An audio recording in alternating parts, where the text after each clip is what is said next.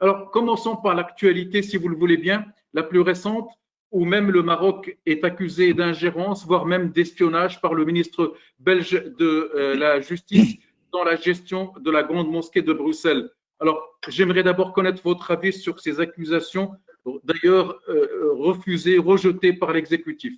Alors, qui souhaite prendre la parole à ce sujet? Pas tous à la fois. C'est Mohamed Za'atraoui. Merci. Tout d'abord, c'est Mustafa Al-Bied. Merci beaucoup de cette initiative, de nous avoir regroupés avec des anciennes connaissances et d'autres qu'on ne connaît pas, qu'on vient de connaître. J'espère qu'on aura une bonne collaboration, beaucoup plus simple et beaucoup plus transparente dans le futur. C'est le but de cette rencontre. Répondons à ta question sur la sortie médiatique du ministre de la Justice, Monsieur Vincent, rappelle-moi le nom, rappelez-moi le nom. Justice. Oui, ministre de la Justice. J'ai oublié le nom de... Ça me vient à l'esprit, on a assez connu l'ancien. Bref, j'ai lu l'article dans la presse. Comme tu l'as dit, il accuse le Maroc d'ingérence et d'espionnage. Moi, je gobe pas aussi cette accusation dans la mesure où chaque Marocain, comme chaque Turc, a le droit de s'attacher à son pays. C'est pas parce qu'un Turc va à l'ambassade de son pays ou un Marocain va à l'ambassade de son pays qu'il est espion de son pays. Il est normal que chacun de nous, qu'on soit albanais, turc, marocain, sénégalais ou autre, que chacun s'inspire de ses racines, et ça va pas faire de nous des espions. Mais ça regarde, monsieur le ministre, je ne veux pas m'immiscer dans sa position. D'ailleurs, lui-même, il le dit. Il dit d'après ce que la sécurité d'État lui ont dit. Donc, c'est pas une conclusion propre à lui. Il se met, donc, il lance ensuite de la sécurité d'État. Voilà. Pour moi, c'est un peu choquant. S'il parle de dysfonctionnement, ça c'est un autre volet, parce qu'il y a donc, il n'y a pas une entente, il faut le dire, il faut appeler un chat par rapport à la communauté, à la représentativité. Tout le monde a aimé le souhait que cette instance voit le jour. J'ai suivi l'âge de cette institution avant sa naissance, parce que moi-même, dans ma profession, j'ai été nommé par le premier exécutif avant l'installation du premier qui soit officiel. C'était à l'époque du docteur Bayan. J'ai collaboré avec monsieur Gospoun Bayezgoul qui est ici présent et d'autres présidents turcs et marocains. Voilà, je ne vais pas m'étaler trop. Je laisse, parce qu'on est nombreux, je laisse la parole à nos amis présents ce soir. Alors, cette déclaration est d'autant plus surprenante que dans un passé récent, que ce soit la Belgique ou le Maroc, remercie un peu les services marocains qui les soutenaient dans la campagne européenne contre le terrorisme et subitement, le Maroc qui soutient un peu l'Europe contre le terrorisme est qualifié donc d'un pays qui s'ingère dans les affaires belges. C'est vrai en fait. C'est vrai ce que vous dites, parce que je continue l'idée. C'est vrai, le Maroc a toujours collaboré avec l'Europe, avec la Belgique, contre l'extrémisme religieux. Donc, ils collaborent, la Belgique et le Maroc.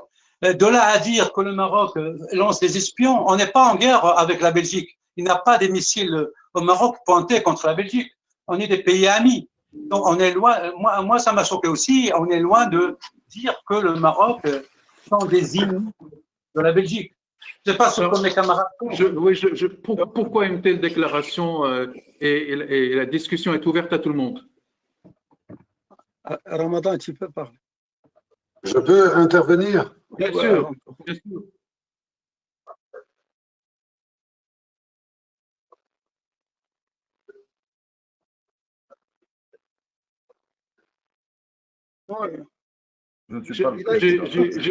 J'ai pensé avoir représenté tout le monde. Bonsoir, c'est Mehdi, désolé. Allez-y, monsieur Ramadan. Voilà. Tout d'abord, sur l'intervention publique du ministre, il ne m'appartient pas à moi de dire ce que la Sûreté de l'État a dans ses rapports internes. Toutefois, c'est la première fois, je m'étonne d'ailleurs, qu'un ministre de la Justice, pour la première fois dans l'histoire de la Belgique, désigne une personne nommément comme étant un agent étranger. Ces choses-là, normalement, ne se sont jamais faites sur le territoire belge, et pas seulement sur le territoire belge, mais sur n'importe quel territoire. On ne donne pas des noms, on ne jette pas des noms en pâture sans donner les preuves sur lesquelles on se base. C'est très facile de dire, on a un rapport de la Sûreté de l'État qui dit que X ou Y a des contacts avec son ambassade. Et alors que j'ai des contacts avec mon ambassade, ça ne fait pas de moi un espion pour ça. Premièrement. Oui. Deuxièmement, sur l'autre partie de l'intervention du ministre, là, je me suis aussi étonné parce que le ministre prétend qu'à l'exécutif des musulmans de Belgique, il y aurait un problème linguistique, alors que le président de l'exécutif et le vice-président de l'exécutif sont tous les deux flamands, et qu'à la tête de l'exécutif, il n'y a qu'un francophone, le vice-président Salah Chalaoui. Et donc, je ne sais pas sur quoi se base le ministre, qu'est-ce qu'il veut? Est-ce qu'il voulait qu'on crée 25 vice-présidents et qu'on donne 20 ou 22 aux flamands? Ça, c'est à lui à nous dire. Mais le plus choquant dans l'intervention du ministre, je crois que c'est là où il fait appel publiquement aux musulmans de se lever et de faire entendre leur voix. Pour moi, c'est une faute politique parce qu'un ministre qui fait partie de l'exécutif n'a absolument pas le droit de s'ingérer dans les affaires internes d'un culte, quel qu'il soit. Sinon, il devrait faire appel aussi au pape de ne pas nommer l'archevêque. Et ensuite de dire qu'au consistoire central israélite, il n'y a pas assez de femmes, et que chez les orthodoxes, il n'y a pas du tout de femmes. Et donc, je ne vois pas pour quelle raison il prend les musulmans à partie, et il fait même un appel. C'est comme si aujourd'hui, le culte musulman faisait appel pour dire « Retirez-nous, Belges, retirez-nous ce ministre qui est issu de marchandage politique alors qu'il n'a même pas gagné les élections. » Il est le 5e ou le 6e parti en Belgique. Voilà, je me dirige vers M. BSG. Je me dirais, oui. La Constitution sacre la séparation entre l'Église et l'État. Le culte musulman, comme tous les autres cultes, ont le droit de s'organiser comme ils l'entendent, et le ministre acte l'organisation des musulmans comme celle des catholiques, comme celle des orthodoxes. Et les musulmans ne se mêlent pas de politique. Monsieur Béazgoul, est-ce que vous pensez que cette accusation vise l'exécutif et toute la gestion de l'islam? Je rappelle que le ministre exige de l'exécutif de faire le ménage, et je le cite. Oui, en tout cas, salam alaikum à tout le monde. Merci de nous avoir réunis ce soir autour de ce débat. Je sais que le temps nous est compté, donc je ne vais pas rentrer dans beaucoup de détails. Je vais tout simplement donner mon impression, mon sentiment par rapport à ce que nous avons vécu en me basant sur les déclarations du ministre et tout ce que ça a engendré dans les esprits de notre communauté, mais aussi au niveau de l'opinion publique belge. Premièrement, moi je pense que de la part d'un ministre, il s'agit véritablement d'une maladresse sans précédent. C'est quelque chose qui est inacceptable, c'est quelque chose qui est complètement, je dirais, stratégiquement, politiquement, tout à fait attaquable par n'importe qui. Et en tous les cas, c'est une déclaration qui ne reflète absolument pas les prérogatives d'un ministre. Premièrement, je pense que cette accusation de pseudo-ingérence des pays étrangers, c'est pas quelque chose de nouveau. D'après mon expérience et mes connaissances, la sûreté de l'État, dans tous les pays, rédige des rapports un peu de ce type-là. Et en Belgique, cette inquiétude, ce probable ingérence, parce qu'on fait planer beaucoup de mots assez ambigus, d'ingérence de pays étrangers, c'est quelque chose qui se répète tous les ans, tout le temps, depuis voire une quarantaine d'années, depuis même la reconnaissance de l'islam en Belgique en 1974. Donc, cette pseudo-ingérence n'a jamais été concrètement démontrée de manière empirique et on ne sait pas d'ailleurs qu'est-ce que ça veut dire réellement. Ça, c'est une chose. Premièrement. Deuxièmement, l'accusation d'espionnage, c'est encore beaucoup plus fort et légalement, c'est très, très contraignant. Parce que, d'une part, tout à l'heure, on a fait aussi allusion, tout le monde peut avoir une relation rapprochée avec des institutions d'autres pays étrangers, à condition que ces rapports soient tout à fait transparents et légitimes, légaux. Donc, c'est comme ça que tout se fait à travers toutes les communautés qui existent en Belgique. Et donc, que ce soit au niveau de la communauté d'origine marocaine ou la communauté d'origine turque ou d'autres communautés donc d'origine des pays des Balkans, par exemple, ou de l'Afrique de manière plus générale, donc ces rapports sont entretenus donc avec des institutions de ces pays d'origine. Donc, ce n'est pas parce qu'il y a une relation de réciprocité entre ces institutions dans ces pays-là, qu'il y a forcément quelque chose de grave, d'inquiétant et d'insupportable, parce que nous ne pouvons pas enlever l'influence du Dalai Lama chez les bouddhistes. Nous ne pouvons pas enlever l'influence de l'État d'Israël sur la communauté juive en Belgique. Nous ne pouvons pas complètement dénoncer l'influence du Vatican sur le catholicisme en Belgique. Donc, c'est quelque chose c'est un faux débat, justement pour pouvoir éviter que les musulmans qui ont, dans ce pays, investi énormément, qui font partie intégrante de cette population maintenant, donc peuvent faire référence à ces institutions dans leur pays d'origine. Donc, essayer de jeter un discrédit sur ces relations, c'est quelque chose de vain. Donc, ça n'a aucun sens, c'est contre-productif et c'est certainement pas une ingérence dans les affaires de la Belgique.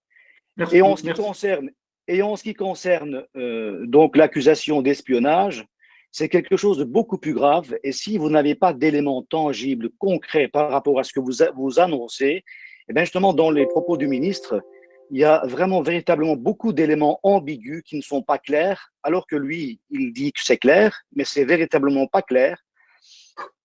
Dans sa réponse à la question parlementaire, je vais le citer tout simplement et je m'arrête là. C'est ce que j'allais vous proposer aussi.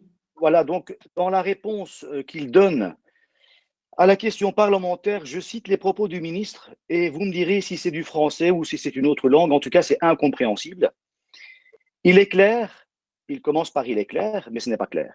Il est clair qu'il s'agit bien d'ingérence et d'espionnage. Je suis clair sur ce point. Cela signifie que des tentatives sont faites de manière clandestine et illégale pour influencer la pratique religieuse des citoyens belges. Alors, je m'excuse, mais franchement, quelqu'un devrait expliquer ce que ça veut dire. Moi, je ne comprends pas. Je l'ai traduit en plusieurs langues que je parle couramment, ça ne fonctionne pas. Donc, il s'agit purement d'une phrase qui nous rappelle les techniques de démagogie que beaucoup de politiques font de manière assez aisée d'ailleurs, mais sur un sujet aussi important et particulier, je trouve vraiment dommage qu'un ministre de la Justice puisse dire des propos pareils qui sont pour nous inacceptables parce que ce sont des accusations infondées et que nous rejetons à chaque fois. Merci, M. Béazgoul. Alors, s'il m'a dit qu'il y en a, président des mosquées de Charleroi, désolé de l'oubli dans la présentation donc, de l'émission. Donc, on termine un peu cette partie-là et après, je donne la parole à M. Hababish et à M. Habashish, pardon, et à M. Morabit. Alors, pourquoi cette accusation?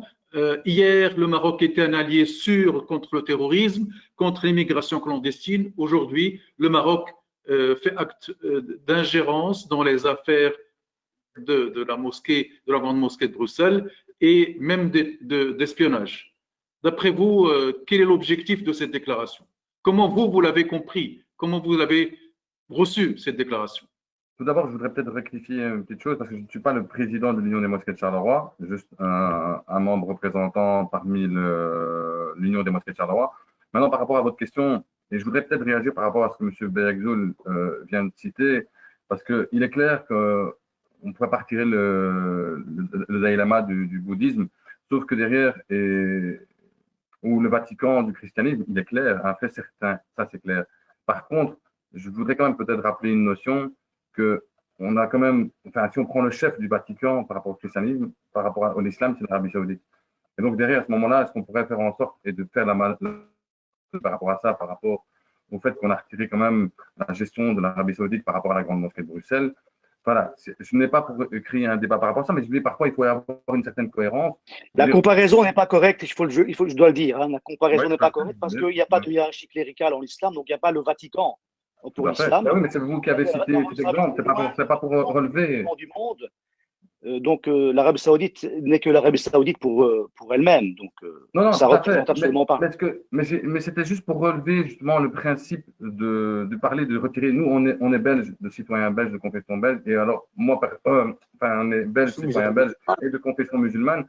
Et donc, moi, je pars du principe que je veux voir l'islam qu'on veut pratiquer, nous, en Belgique, avant toute chose. Et c'est ça qu'il faut aller rechercher. Et si maintenant, le ministre a sorti des propos et qui, franchement, je pense qu'il y a un fait certain et indéniable que doit primer la séparation de l'Église et de l'État. Parce que dans les affaires religieuses, surtout. Et qu'il ne doit avoir aucune immixtion dans l'autorité publique. D'accord? Mais bon, il faut quand même rappeler aussi que la Belgique, on est dans un État démocratique et qu'on doit respecter, enfin, justement, il doit avoir le respect des droits de l'homme et du citoyen, comme la transparence administrative. Et donc, il faudrait peut-être rechercher aussi pourquoi le ministre a été sortir des arguments qui sont, franchement, pour moi, en tout cas, je le dis, inacceptables, puisque derrière, on accuse quand même un pays, d'accord, avec tous les membres qui le composent en Belgique, d'accord, face à des accusations. Alors, peut-être les rapports de la Société d'État font état de certaines choses, mais peut-être qu'ils citent des gens, et comme je rejoins ce que M. Ramadan a dit tout à l'heure, on ne cite pas des gens, on ne les cite pas en pâture, parce qu'à un moment donné, c'est appelé, parce que c'est quand même des faits graves, hein, je ne sais pas, mais l'espionnage, c'est quand même condamnable. Et donc, derrière, si le ministre dit vrai dans son rapport, ben, il devrait avoir le parquet qui devrait poursuivre les personnes par rapport à l'espionnage, ce qui, je pense, n'est pas le cas. Et donc, on doit quand même relever les choses et justement démontrer derrière que ce qui a été dit n'est pas acceptable, on ne peut l'accepter. Après, même le fait de l'avoir fait pour essayer justement un peu de lancer le chat dans les poules, c'est aussi inacceptable. Je pense qu'il y a de la concertation à avoir, il y a des discussions à avoir et aller chercher pourquoi ça s'est passé. Alors, on va écouter quelques mots sur ce volet-là avant de passer à l'essentiel. Alors, on n'a pas encore écouté M. Morabit, qui est membre de l'exécutif des musulmans de Belgique, et M. Habashish. Alors, M. Morabit, votre avis sur cette sortie du ministre belge de la Justice? Salam alaikum à tout le monde. Mais vraiment, c'est pour nous, je dirais, c'est pour nous à titre individuel ou à titre collectif, autant que communauté marocaine en Belgique, c'était, ça sortait, c'était une surprise. Moi, je l'ai vécu vraiment comme vraiment plus qu'étonnement, étant donné que dans pas mal de relations qu'on a à gauche, à droite avec le monde politique ici en Belgique, on a cru, on croit toujours qu'il y a de bons liens entre le Maroc et la Belgique par rapport à l'aspect de l'islam. Et dans certaines occasions, on a cité le Maroc comme un exemple, l'islam du Maroc, comme un islam à suivre et à adapter ici en Belgique, ou même à faire venir ici en Belgique. D'ailleurs, il y a pas mal d'étudiants de France qui partent au Maroc pour étudier et revenir pour propager, je dirais, l'islam poursuivi au Maroc, l'islam qui prend la tolérance. Ceci dit, peut-être sur la forme, on peut discuter la manière dont le ministre a communiqué cet aspect-là et qu'il a mis sur le terrain public ou devant l'opinion publique. Mais par contre, sur le fond, vraiment, à mon niveau, on n'a pas d'éléments, malheureusement. On n'entend que des choses dans les médias. Je pense, je ne sais pas, l'exécutif, s'ils ont reçu un courrier qui détaille, je dirais, cette ingérence avec des éléments. Malheureusement, jusqu'au jour d'aujourd'hui, l'équipe dirigeante de l'exécutif n'a pas jugé utile de convoquer une réunion d'urgence de tous les membres de l'exécutif qui ne sont pas réunis depuis au moins 2018.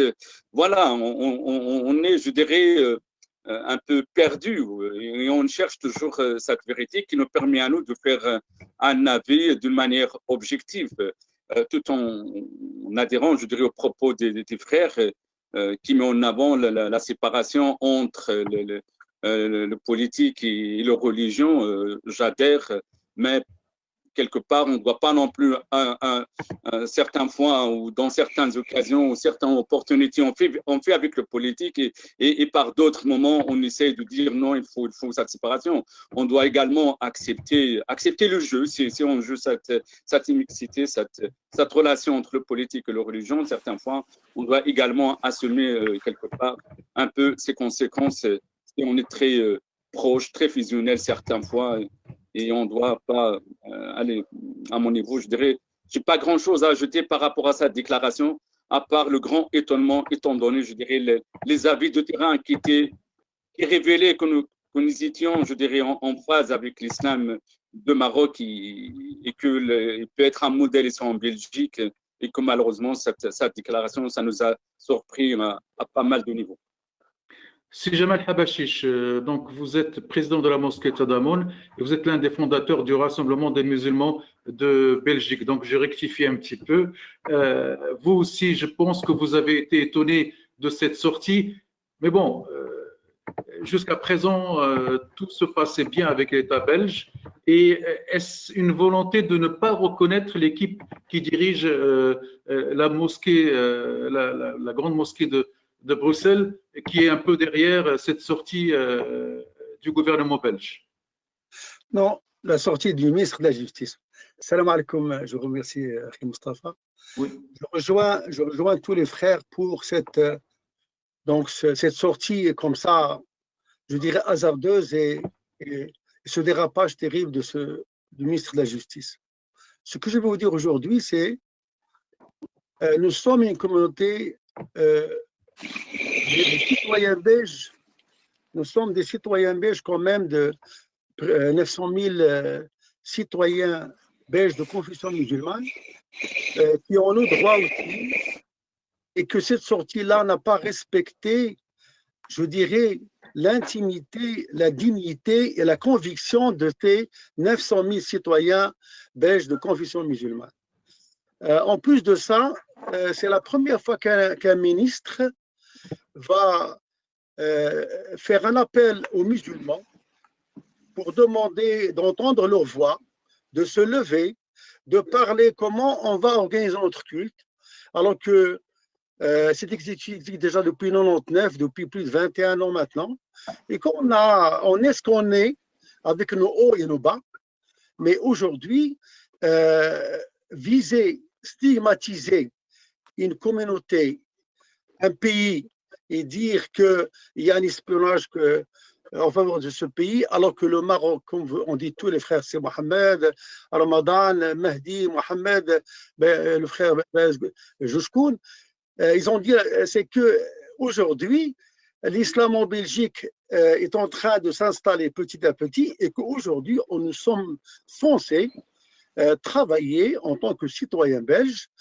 La relation entre nous et nos pays d'origine, c'est-à-dire nos intimités spirituelles, culturelles, c'est naturel, ce sont nos pays d'origine, ceux de nos ancêtres, on a ce droit, c'est notre liberté d'avoir nos relations avec le pays d'origine et qu'aujourd'hui, tous les arguments, l'argument du rapport de la sûreté de l'État, c'est un argument c'est un arbre qui peut cacher une forêt, hein, parce que dans le sens que nous, on n'a pas accès à ce rapport, personne n'a accès à ce rapport, et aujourd'hui, on peut se cacher derrière un rapport pour dire, je dirais, n'importe quoi. Hein. Nous sommes aujourd'hui, je suis responsable de ce que je dis, nous sommes aujourd'hui devant un dilemme. Est-ce que nous sommes considérés comme des citoyens à part entière avec nos droits et nos devoirs ou non? Parce que cette humiliation, il ne faut pas l'accepter.